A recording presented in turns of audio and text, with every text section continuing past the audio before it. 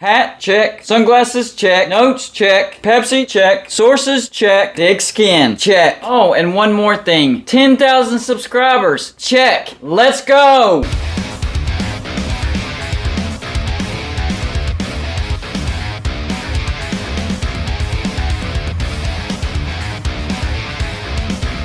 Welcome back to Golden Bluted, everybody. And if you're a college football fan, this is the YouTube channel for you. So please hit that like and subscribe button. We just hit 10,000 subscribers, and we're looking to try to get 20,000 by the end of the season, but we can't do it without your help. So here's what I got on deck today. Another great video. Let's go. So today, once again, we're talking about the Big 12. And to me, Bret Yormark said some things that made me raise my eyebrows. He's kind of talking out of both sides of his mouth. So he sat down and talked to some media members, and here's what he had to say about the Big 12 and conference expansion. First off, he says, I think being more national means who we strategically align with. Oh, man.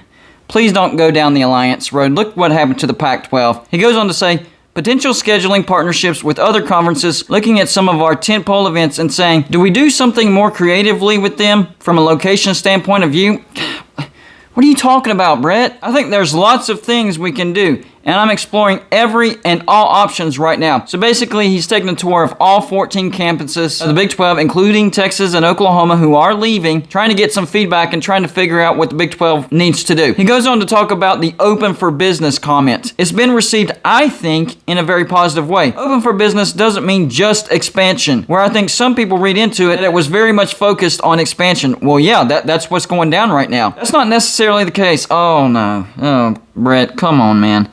When I say open for business, it means that this conference is no longer going to be stagnant. Okay, I'm back on board. We're going to be proactive. I'm definitely on board now. We're going to explore and identify any and all opportunities that create value in every respect. Is expansion part of open for business? 100%, but it's only a small piece. So he's really back and forth. He says it's a part of it and they're looking into it, but he talked more about creating partnerships and events and locations and all that stuff, which is great. Right now, you need to be 100% focused on conference realignment, because that could kill your conference. And the Big 12 has had a big old bullseye on them. Not just one conference realignment go around, but 2 times. Got 4 taken away the first round, Colorado, Nebraska, Missouri, and Texas A&M. And then you got your 2 biggest brands, Oklahoma and Texas, taken away the last go around. So you had your 2 biggest brands taken away in the last conference realignment in Texas and Oklahoma. So yes, you need to be laser focused on conference realignment. Dave Aranda actually seems to think that the Big 12 is definitely going to expand. He says, I know that there's still opportunity in our league for expansion and potential suitors. I think that's pretty real, and that's kind of happening right now. There's talks that are happening right now.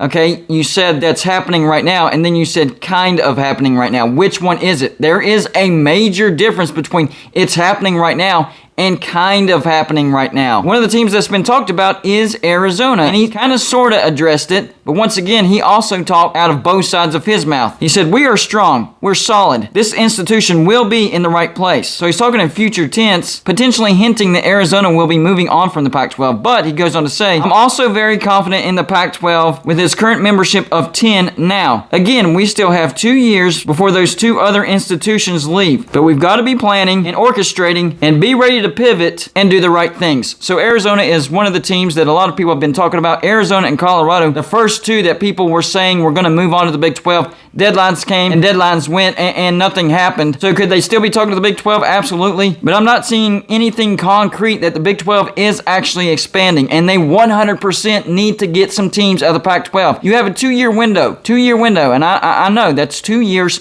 but I say the sooner the better. Get it done. Rip the Band-Aid off. If you're going to invite some teams and they're going to come, get it done. Announcement. That way everybody in the Big 12 can take a deep sigh of relief and know that the Big 12 is going to be fine. Because that's what this is all about. Big 12 fan bases are not panicking, but they're kind of stressed right now because this is a stressful situation. Because the Big 10 is making some big moves. Of course, they've already gotten USC and UCLA. They're going to go to 16 members. Kevin Warren has said he could see the Big 10 at 20 members. The Big 10 is going to keep expanding. The Big 10 is considering 10 conference games, which would hint at a 20 membership roster for the Big 10, and they're eliminating divisions. One other key thing that they're doing is they're not scheduling in advance anymore. No more. The common thing for the Big 10 right now is they schedule 3 years in advance. Well, from now on, it's going to be year to year. So we might see waves of expansion, 2 more here, 2 more there, and that's why you would only schedule 1 year in advance, because you don't know how the schedule is going to look after you add 2 more, or 2 more, or 4 more, how many ever they add at a time, that gives you a window. So everything that the Big Ten has said that they're going to do hints that they're going to go to 20 members. Now, I've been talking pretty heavily that the Big Ten is going to go after more Pac-12 teams, and I think they will, but they might only go after 2.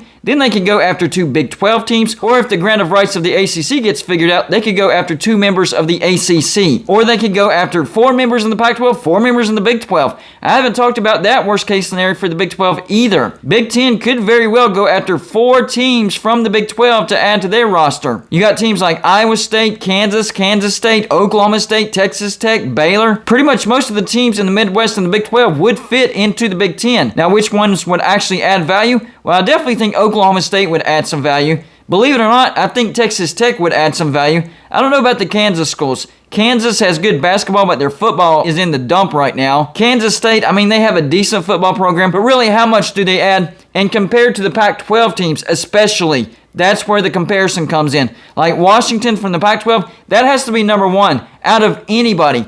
Pac-12, Big 12, even the ACC after Clemson, Florida State, North Carolina, Virginia get bumped up to the SEC. So Washington would be number 1.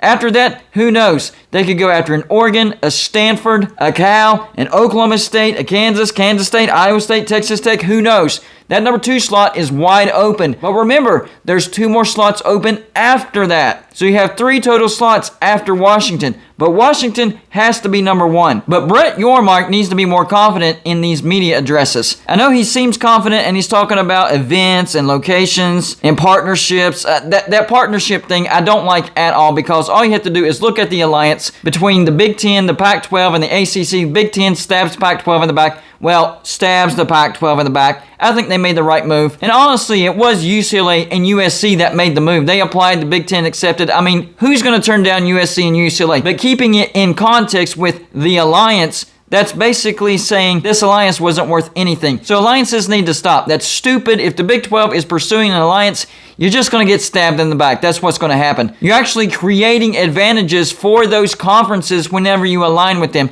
and they can take some members. So I don't like that aspect of what he said to the Big 12 media. Big 12 needs to be focused on expansion right now. Go after Arizona, go after Colorado, Utah, Arizona State, maybe a Memphis, maybe a Boise State, I don't know. And depending on if the ACC rights gets figured out, you can go after some teams in the ACC. I mean, best case scenario is those rights get figured out and the Big 12 can grab a Pitt, a Louisville, maybe a Boston College, or a Syracuse, outside chance of a Miami. You need a strong Eastern pod, because right now West Virginia, Cincinnati, and UCF, they're out on an island. You need to strengthen that east side. But the grant of rights haven't gotten figured out yet, so they're focusing on the west. Whatever you need to do, Big 12, do it. Stop dancing around it. I know you said you were going to be proactive, Bret Yormark, but if history repeats itself, that's actually not going to be the case. You're going to be reactive, and you're going to get picked apart again. Can you survive after the next round of being picked apart? That's the biggest question. Most fan bases in the Big 12 don't need to panic. This isn't about specific teams. This is about the conference as a whole. Your team more than likely is going to be fine. Teams that might need to worry would be maybe a Cincinnati or an Iowa State, maybe a Kansas State. But even those teams, I think, will be fine if the Big 12 goes down. So the biggest thing that I got out of this is there wasn't really any real type of reassurance from Bret Yormark. He said conference expansion is a part of being open for business, but that's about it. I mean, that's about the extent of him addressing conference expansion. So y'all let me know in the comments section, was this encouraging for the Big 12, or does this look like the Big 12 is actually doomed to be picked apart once again? That's all I got for you for this show. Like and subscribe if you haven't already, and I'll see you on my next show.